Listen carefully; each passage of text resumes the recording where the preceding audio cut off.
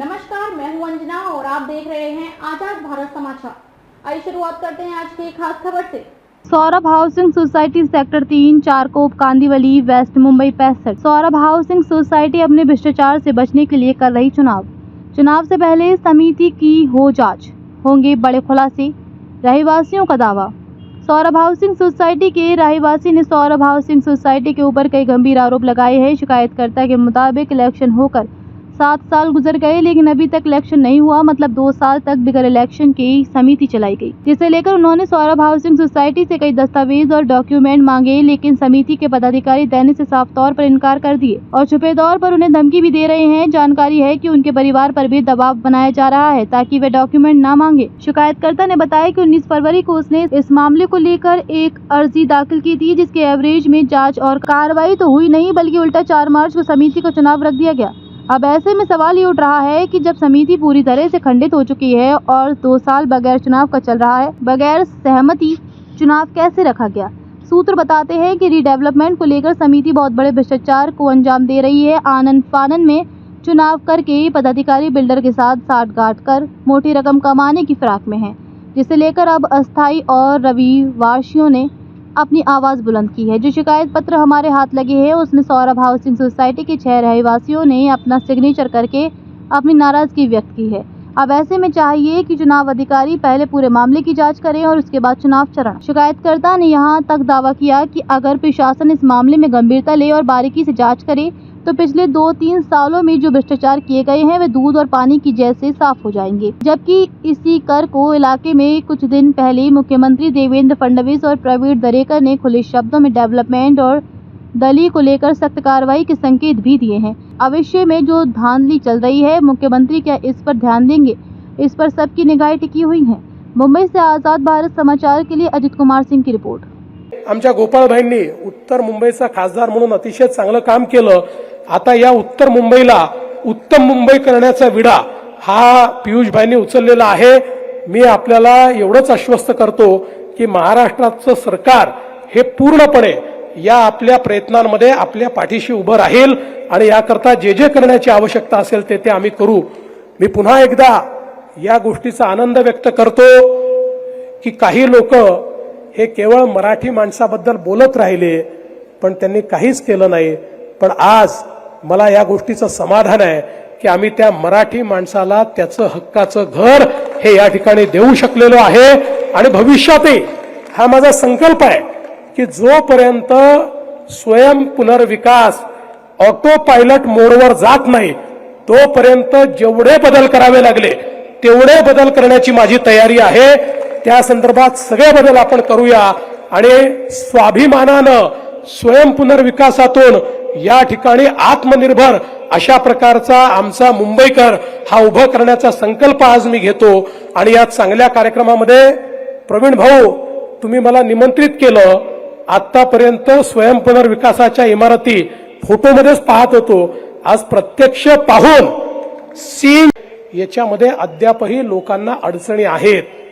बघा, स्वयं पुनर्विकास म्हटल्यानंतर अनेक दलालांची दुकानं बंद होत आहेत आणि ज्यांची दुकानं बंद होत आहेत ते खोडा घालण्याचा प्रयत्न करतात। पण मागच्या काळात जसं या बिल्डिंगच्या संदर्भात ज्या लोकांनी पैसे मागितले त्या क्षणी त्यांना आम्ही त्या ठिकाणी सस्पेंड केलं। मी आजच सांगतो, स्वयं पुनर्विकासामध्ये कोणीही खोडा घालण्याचा प्रयत्न केला तर त्याला त्याची नोकरी वाचवता येणार नाही, हे लक्षात ठेवलं पाहिजे आणि या हिशोबाने काम केलं पाहिजे।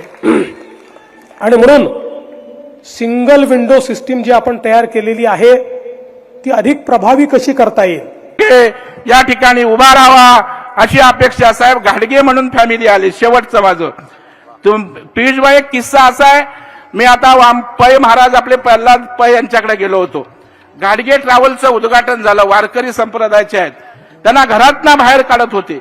आज उद्घाटनाला गेलो, त्यांची लाईट कट केली, पाणी कट केलं आणि प्रल्हाद पै दादा आले होते आणि त्याच्याकडे वरती लिहिलं होतं त्यांची प्रार्थना, देवा सगळ्यांचं कल्याण कर, देवा त्या ठिकाणी संसार सगळ्यांचा सुखी कर।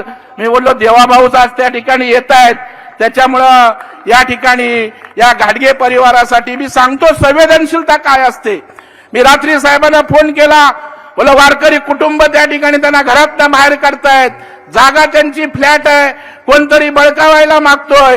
साहेबांनी डीसीपीला फोन केला, दुसऱ्या दिवशी ते घरात गेले.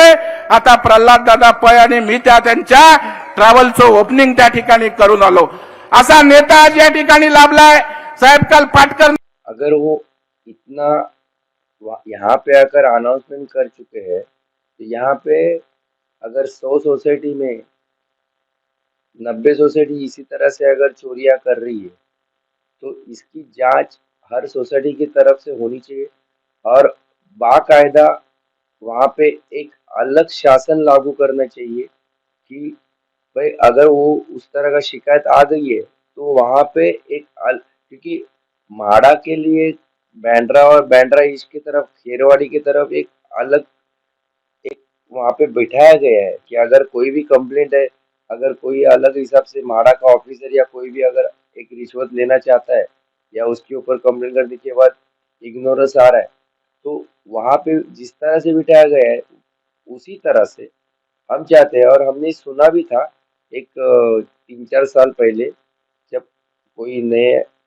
एक पुलिस ऑफिसर आए थे और उन्होंने बताया था कि भाई इस तरह से हम काम करने को जा रहे हैं कि भाई इस तरह से एक शासन लागू किया जाएगा, जो जो कोई भी सामने से इस तरह का कंप्लेंट देता है तो उसके बारे में और जानकारी हासिल करने की योजना वहाँ पे तय की जाएगी। अगर फडणवीस साहब ने इस तरह का अनाउंसमेंट किया है तो आगे जाके इसी तरह से कार्रवाई होनी चाहिए।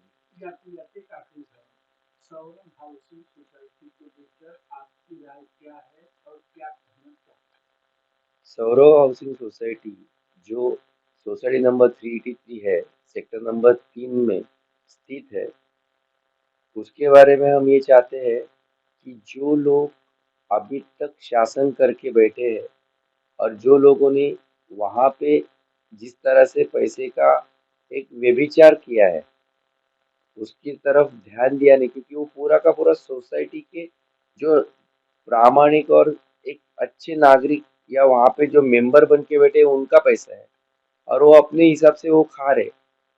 हम ये चाहते हैं कि उसके बारे में जांच हो जाए और जांच होने के बाद उसके ऊपर उस तरह का फैसला किया जाए। मेरा नाम अतीरथ सोनैया है। मैं Saurabh society sector 3 Charkop Kandivali west में रहता हूँ। मैं ये हमारा जो रूम है, रूम नंबर 20, वो मेरी मम्मी मधुबेन बाराई के नाम पे रजिस्टर है। अभी हमारी सोसाइटी में समस्या ऐसा है कि 7 साल से इलेक्शन नहीं हुआ है, एजीएम नहीं हुआ है, पूरा गुंडागर्दी चल रहा है उधर। तो उसके रिलेटेड हमने 19 फरवरी को इनको लिखित शिकायत दर्ज की थी कि हमको ये सब एजीएम मिनट्स बुक बाकी सब रिपोर्ट चाहिए सोसाइटी में क्या चल रहा है, क्योंकि 7 साल से इलेक्शन नहीं हुआ है, जबकि एज पर द लॉ 5 साल में इलेक्शन होना चाहिए। अभी ये कमिटी क्यों है वो भी मालूम नहीं, पूरा जो भी गुंडागर्दी चल रहा है। तो उसके रिलेटेड हमने उनसे डॉक्यूमेंट्स मांगा था 19 फरवरी। अभी 19 फरवरी को डॉक्यूमेंट मांगा तो वो बेचते उनको 15 दिन में वो डॉक्यूमेंट प्रोवाइड करने थे, जो कि प्रोवाइड करने के बदले मुझे वर्बली मिला गया अनऑफिशियली और डाक धमकी दिया गया कि ये कुछ डॉक्यूमेंट है नहीं, आप कुछ भी आगे बढ़ना मत, नहीं तो समस्या होगी। और वही बेस पे अभी 7 साल से इलेक्शन नहीं हुआ था, उन्होंने रास्ता क्या निकाला, सीधा मेरा 19 फरवरी का कंप्लेंट था, वही बेस पे उन्होंने 4 मार्च को इलेक्शन डिक्लेयर कर दिया। इलेक्शन डिक्लेयर क्यों किया? ताकि उनके पास एक एक्सक्यूज रहे कि भाई अभी तो इलेक्शन का टाइम है, उसके लिए हम डॉक्यूमेंट नहीं दे पा रहे। सो वो बेस पे 8 मार्च को 4 मार्च को इन्होंने इलेक्शन डिक्लेयर किया, वो बेस पे हम लीगली सब कार्यवाही करने वाले थे। बट 8 मार्च को अनफॉर्चुनेटली मेरे पापा का डेथ हो गया।